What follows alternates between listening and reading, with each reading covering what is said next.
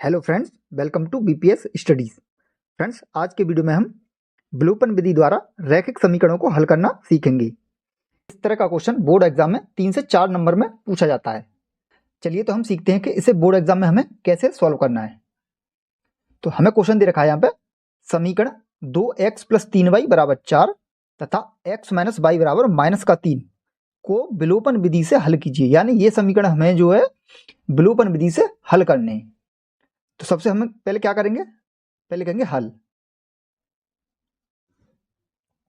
तो हम क्या करेंगे, माना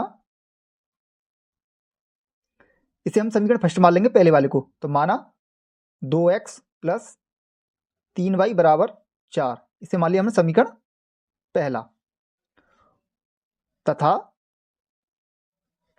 जो दूसरा समीकरण है x - y = -3, इसे हम मान लेंगे समीकरण दूसरा। इस तरह से हमने एक को पहला समीकरण मान लिया और एक को दूसरा समीकरण मान लिया। अब हमें क्या करना है, विलोपन विधि में हमें क्या करना होता है, या तो हमें x वाली चर राशि को खत्म करना होता है यानी कैंसिल करना होता है, या y वाली चर राशि को कैंसिल करना होता है। अब कैंसिल करने के लिए सबसे पहले हमें क्या चाहिए, अगर हमें x को कैंसिल करना है तो x के गुणांक हमारे बराबर होने चाहिए। जैसे यहाँ पे 2 है तो यहाँ भी 2 होना चाहिए। या फिर अगर हमें y को कैंसिल करना है तो y के यहाँ पे 3 है तो यहाँ भी 3 होना चाहिए। तो सबसे पहले हमें ये देखना है हमें किससे विलोपित करना है। तो मान लिया हम यहाँ पे y को विलोपित करना चाह रहे हैं, तो यहाँ पे 3y है तो यहाँ भी हमें 3y बनाना पड़ेगा। तो क्या करना पड़ेगा, इस दूसरे वाले समीकरण में हमें 3 का गुणा करना पड़ेगा, तभी तो यहाँ पे 3y होगा। तो हम क्या लिखेंगे, अब समीकरण 2 में 3 का गुणा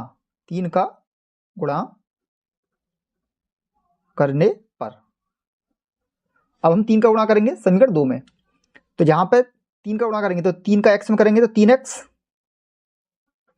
3 का y में करेंगे तो 3y माइनस के 3y। अब 3 का 3 में भी होगा, 3 दिए 9 माइनस के 9। यानी एक हमें ये नया समीकरण मिला तो इसे नाम दे देंगे समीकरण तीसरा।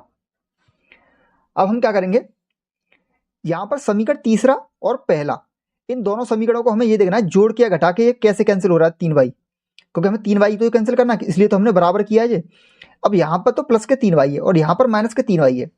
अगर प्लस के 3 है और माइनस के 3 तो इन्हें जोड़कर हमारा ये क्या हो जाएंगे, दोनों कैंसिल हो जाएंगे। तो हम क्या लिखेंगे कि समीकरण पहले को और तीसरे को जोड़ने पर, तो हम लिखेंगे समीकरण 1 व समीकरण 2 को जोड़ने पर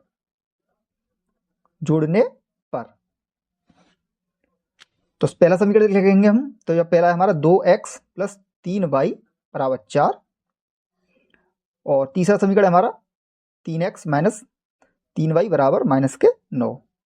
अब हमने क्या करना है, यहाँ पे जोड़ रहे हैं, तो जोड़ने पे क्या है हमारे सीधे सीधे कैंसिल हो जाएंगे। यहाँ पे कोई साइन चेंज नहीं करेंगे हम।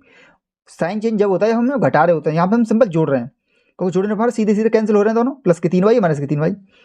अब यहाँ पे 2x और 3x, ये हो गया हमारे 5x बराबर, यहाँ पर इन्हें जोड़ेंगे, लेकिन यहाँ पे एक माइनस का एक प्लस का तो क्या होगा, घट जाएंगे, तो -5 बचेगा हमारा। तो यहाँ से x की वैल्यू कितनी आ गई निकाल के, हमारी x की वैल्यू निकल के आएगी 5 = -5/5, यानी x = -5/5 यानी -1, यानी x का मान आ गया हमारा -1।